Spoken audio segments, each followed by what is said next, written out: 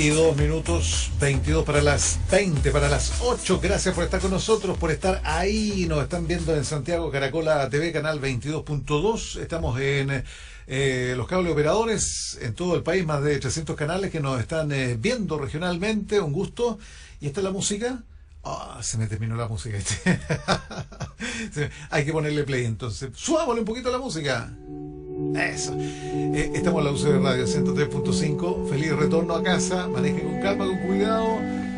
Los días se alargan. Obviamente se notó el cambio. Ya estamos en horario de verano y la primavera llega mañana en la noche. Mañana jueves en la noche oficialmente. No el 21. En esta oportunidad fue el 22 de septiembre. Bueno, estamos en las redes sociales también. Oye, y yo siempre me meto a ucb.cl, sección noticias. Oye, ENAP informa una nueva alza de precio de las bencinas, publicó recién la radio. Y si lo publica en la radio, porque así la cuestión. Fíjate que la de 93 octanos va a subir 9,7 litros y no alcanza a echarle bencina. Porque esto es mañana, ¿no es cierto? Pero ya a la noche suben todas la de 97 sube en 9,7. Déjame rectificar. Sí, efectivamente, 9,7. Diesel, 59,7. No, viste decir los lentes. 9,7%. Gas licuado, más 0,6 por litro. Ya. Así que viene nueva alza. O sea, bajamos un poco, porque la primera baja que tuvimos fue ínfima.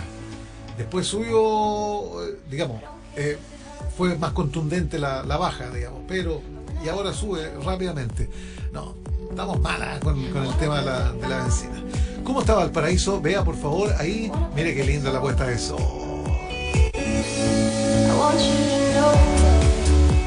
El atardecer en Valparaíso. Qué linda.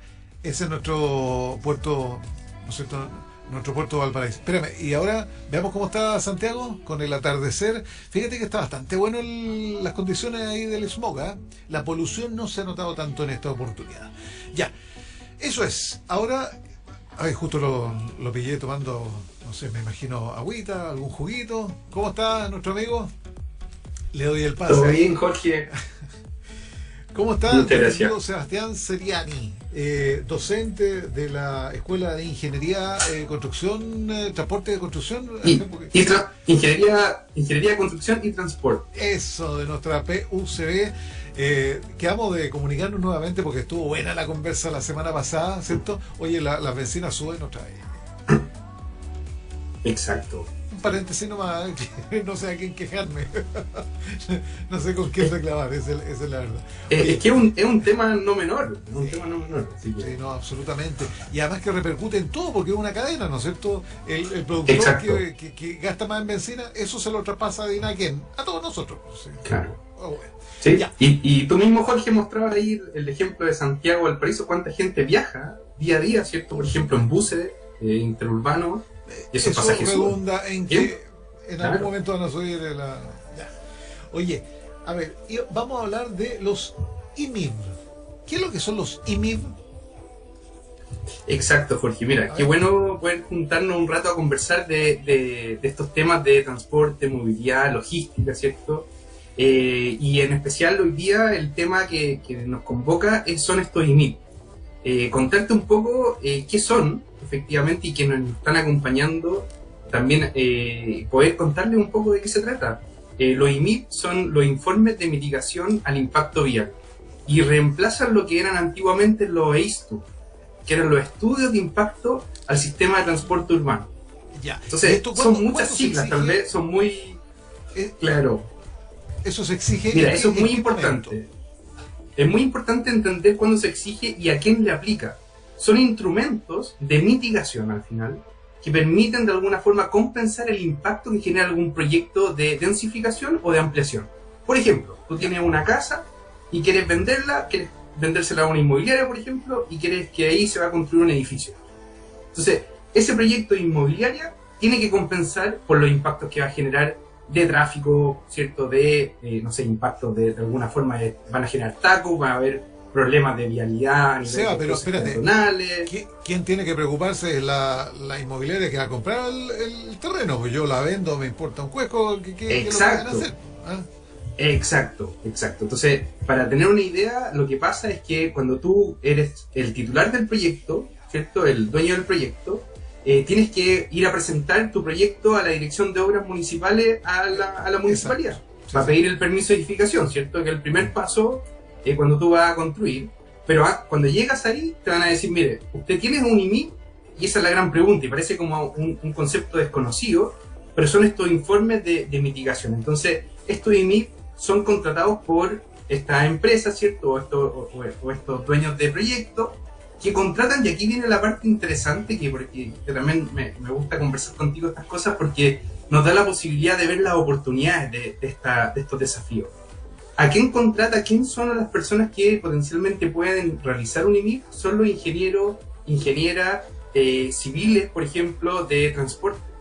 Hoy día estamos potenciando una carrera nueva en la escuela, que justamente es civil transporte. Y yo creo que ahí hay una mirada muy interesante donde profesionales de esa área pueden realizar estos estudios. Estos estudios son contratados entonces por estos dueños de proyectos, y entonces se generan un levantamiento de situación actual, una propuesta de mitigación, y se entrega un documento, un informe con algunos planos, y eso se pasa por evaluación.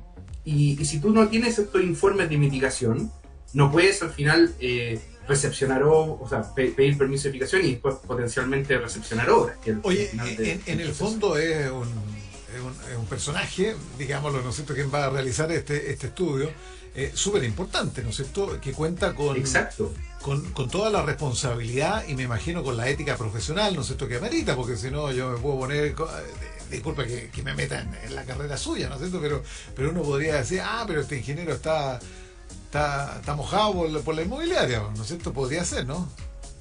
Lo interesante de este proceso, hay dos cosas muy importantes. Una es que este proceso objetiviza de alguna forma las mitigaciones que se tienen que hacer. Esto viene de una ley, ¿cierto? De la ley de aporte al espacio público, viene de normativa, hay un decreto supremo 30 del Ministerio de Transporte, y esto viene a normalizar y a sistematizar una forma de mitigación donde no se preste para estas situaciones que tú dices, Jorge. O sea, aquí hay una forma de estandarización donde se objetiviza, o sea, y es universal. Todo proyecto pasa por un sistema donde se evalúa si corresponde o no realizar mitigaciones. Antiguamente, la mitigación estaba muy puesta en foco, por ejemplo, en proyectos residenciales, en la cantidad de estacionamientos. Entonces se pedía, si tú tienes más de 250 estacionamientos en un proyecto residencial, tienes que solicitar un EISTU. Entonces la unidad ahí de autoridad que revisaba te pedía este informe. Pero se generaba para mal uso, ¿cierto? Porque bastaba con que el proyecto fuera de 249 estacionamientos para que ya no te pidiera estacionamiento, por llevarlo a un ejemplo más extremo, ¿cierto? Pero de alguna forma estos instrumentos garantizan esta objetividad. Entonces genera un sistema único y de esa forma se evita esos problemas. Pero por otro lado hay otro punto importante, que es cómo nosotros como ingenieros civiles en transporte nos preparamos para esos desafíos. Y aquí es interesante porque antiguamente los instrumentos anteriores se basaban principalmente en el transporte privado motorizado. También incluía un poquito el tema de otros modos, ¿cierto? El transporte público, los peatones, los ciclos. Pero este nuevo instrumento, los IMIP, incorpora fuertemente estos otros modos. Y entonces, ¿cómo nosotros nos preparamos? Y ahí entonces viene este realce de la importancia desde la academia, cómo estamos preparando a nuestro egresado, a nuestra egresada, nueva generación, no menor, claro. O sea, siento yo que es necesario prepararlos bien, porque se viene todo lo que es sustentabilidad, transporte sustentable, enfoque en la micromovilidad, por ejemplo, lo que son los diseños de ciclovía, los cruces peatonales, cómo planificar, cómo diseñar, cómo construir, cómo evaluar esos espacios. Y aquí entonces las nuevas carreras como esta de civil transporte apunta para allá. Oye, Sebastián, ahora la pregunta es, claro, aquí siempre va a haber va a estar la pugna, ¿no es cierto?, entre costo y beneficio, que están muy asociados a la sustentabilidad, al medio ambiente y todos los elementos que sabemos que son sumamente valiosos, que son sumamente importantes y que de un tiempo a esta parte han ido orientándose, ¿no es cierto?, porque antes como que no se pescaba mucho, pero ahora ya hay un conocimiento previo sobre estos temas. La pregunta entonces, eh, resulta que en algún momento va a llegar en que, por ejemplo, en Viña del Mar, por ejemplo, en Valparaíso, por ejemplo, en la conurbación, estamos hablando de Quilpué y Alemana, simplemente no van a poder existir nuevas estrategias o nuevas inversiones inmobiliarias porque simplemente no da para más. La cantidad de vehículos en Quilpué, no quiero nombrar, pero hay una situación muy compleja. Y te digo que si hacen un poquito más allá, otra inversión de esta naturaleza, va a quedar igual el medio atoche. Entonces va a llegar el momento que esto ya no da para más. ¿Qué se hace en eso? ¿Cómo se sopesa eso?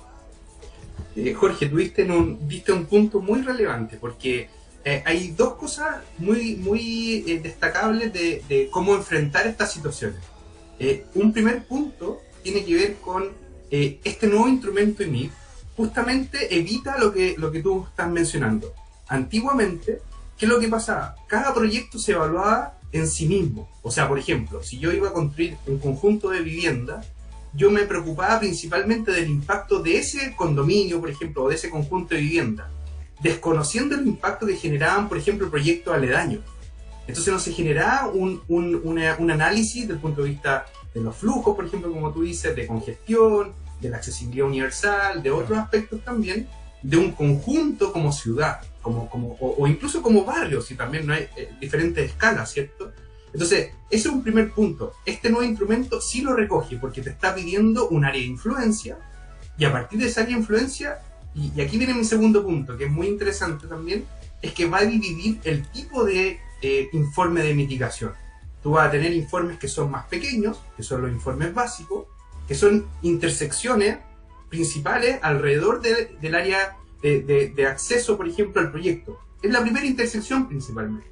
Pero también va a tener estos IMIP un poquito más complejos, los intermedios, que ya no son una intersección, porque son 2, 3 o 4, por ejemplo. Y también va a tener un IMIP que es un IMIP mayor, que ahí no solamente son 4 o 5 intersecciones, sino que también es la envolvente. Entonces te abarca un área. Y eso es más interesante porque cuando te pida justamente el revisor o la revisora te diga, mire, ¿cuál es el impacto que genera su condominio o su proyecto? También te va a pedir, mire, pero ojo, acá también hay otro proyecto.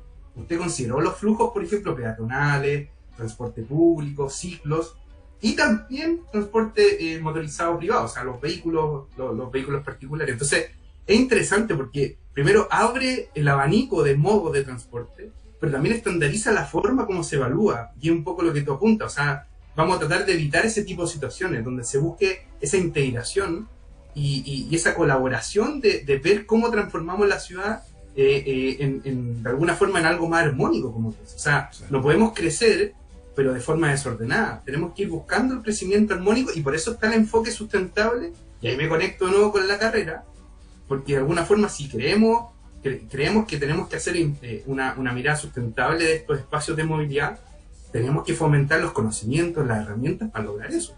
Y ahí está la nueva carrera de civil transporte que va a apuntar a esa línea. Sí. Atento entonces, próxima carrera que a lo mejor va a estudiar su hijo, usted que nos está viendo, puede ser, ¿eh? Puede ser. Oye, hay mucho futuro ahí, ¿eh? Hay mucho trabajo, las cosas han cambiado notablemente y la tendencia es la que estamos conversando. Oye, brevemente te quiero llevar al tema vial.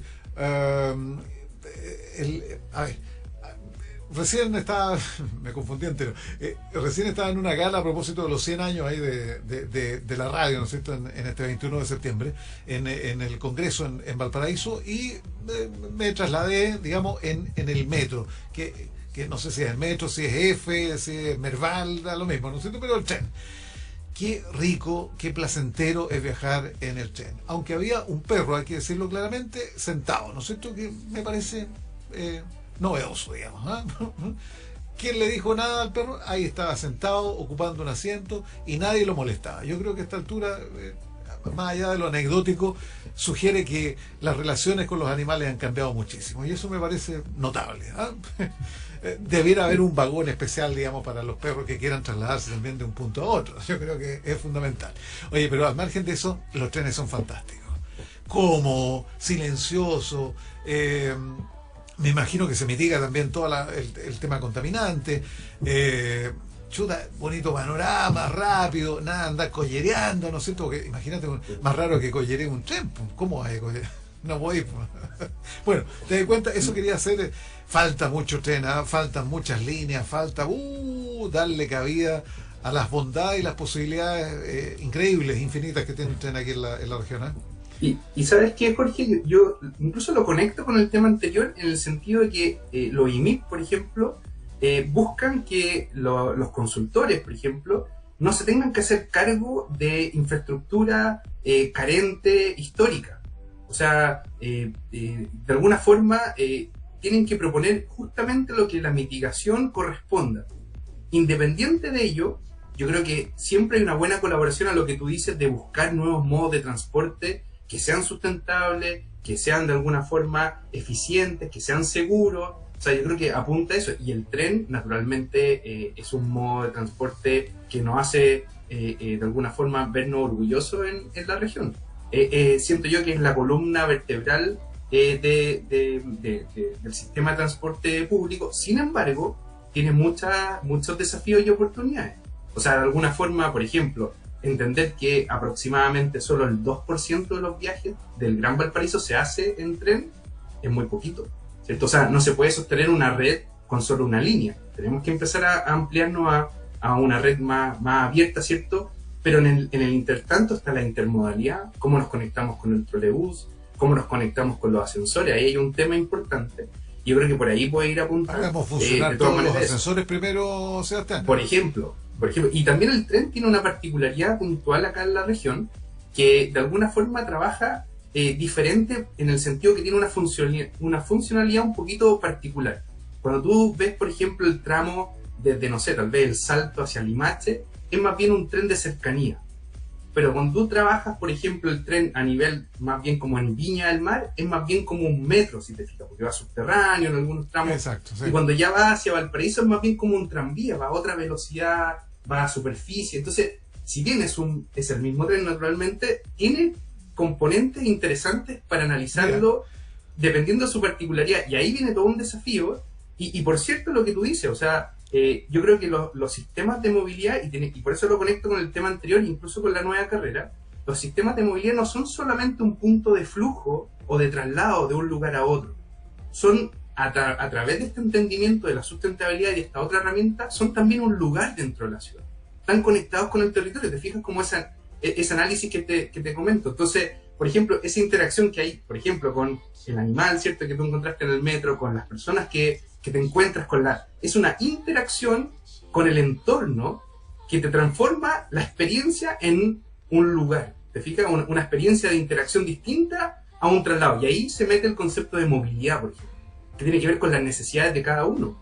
Entonces ya no es solamente el transporte a grueso modo como traslado, como lo habíamos entendido tal vez en un enfoque tradicional de ingeniería de transporte. Hoy día el ingeniero civil de transporte tiene que hacer la diferencia en tener, por decirlo así, más píxeles, para poder entenderlo de alguna forma. O sea, la persona tiene que mirar un poquito más claro. O sea, no solamente preocuparse del tránsito, que comúnmente en la parte operativa es como la demarcación, la señalización, ¿cierto?, los flujos. Una mirada más holística. Sí, más holística, que hable de, por ejemplo, que conozca las miradas del urbanismo, que conozca las miradas, por ejemplo, de arquitectura, de la construcción, que mire eso porque le va a tocar el desafío de estos proyectos de transporte, pero sustentable. Entonces eso yo creo que para allá apunta el desafío. Sebastián, ¿nos encontramos la próxima semana? Seguimos. De todas maneras, sigamos. Ya, un abrazo. Ahí seguimos profundizando más cosas. Ya, pues. Un gusto también. Chao, muchas gracias por todo. Chao. Sebastián Seriani, ahí docente de nuestra PUCB, en contacto con este Ponte Online, hablando temas, ¿no es cierto?, del transporte y todas estas cosas que de repente uno pasa inadvertido, ¿no? Y que hay que tomarse el tiempo necesario para administrarlas, para conversarlas. Oye, quiero que mostremos nuevamente parte, digamos, de la cita hoy día en el Congreso, porque estuvimos también en contacto con el presidente nacional ahí del Arche. A ver, ¿se puede escuchar ahí o no? Chao. Trabajadores y la gente que hace la radio todos los días no sería lo mismo.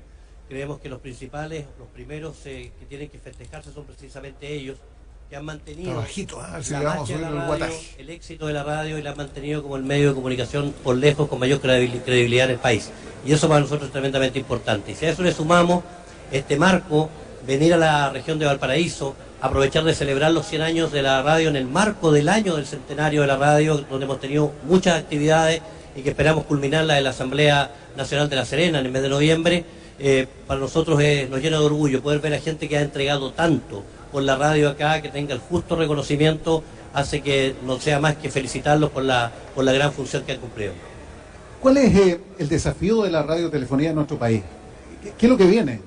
Estamos en un momento de cambio, ¿no es cierto?, para las redes sociales, para incorporar también lo visual. ¿Cuál es el desafío? Es tanto como la cantidad de tecnología que hoy existe. De un día para otro cambia la tecnología, un día para otro cambia la instancia de la radio. Tenemos la radio que se ve, que es la radio que usted puede ver a través de locución, del locutorio, de la sala de control, que no es lo mismo que la televisión en radio. Nosotros creemos que la radio puede verse, pero no hay que perder que esencialmente somos radio. Posteriormente a eso tenemos el podcast, por ejemplo, que para nosotros es muy importante, ya que nos permite entregar programas on demand y que la gente pueda escucharlos cuando estima conveniente. Creemos que no va. Bueno, ahí está, parte, ¿no es cierto? Ahí está el presidente de la Archi a nivel nacional. Déjeme identificarlo también, porque tengo varios nombres, ¿no es cierto?, de quienes estuvieron ahí, pero me parece notable el hecho de que haya ido mucha gente, que haya asistido y que nos hayamos reencontrado, digamos, presidente nacional Archi Eduardo Martínez, que nos hayamos reencontrado, digamos, con tantos colegas, con tantas historias importantes ahí en el Congreso Nacional. Eso sería todo. Estoy buscando la despedida para finalizar el Ponte Online. Mañana volvemos, mañana jueves. Pasamos la mitad más uno, ¿no es cierto? Mañana jueves a las 6. Ponte Online. Cuídense, chao. Lunes a viernes, conversamos la actualidad, debatimos los temas que interesan escuchar. Estar al día para opinar informados. Ponte Online, con Jorge Muñoz.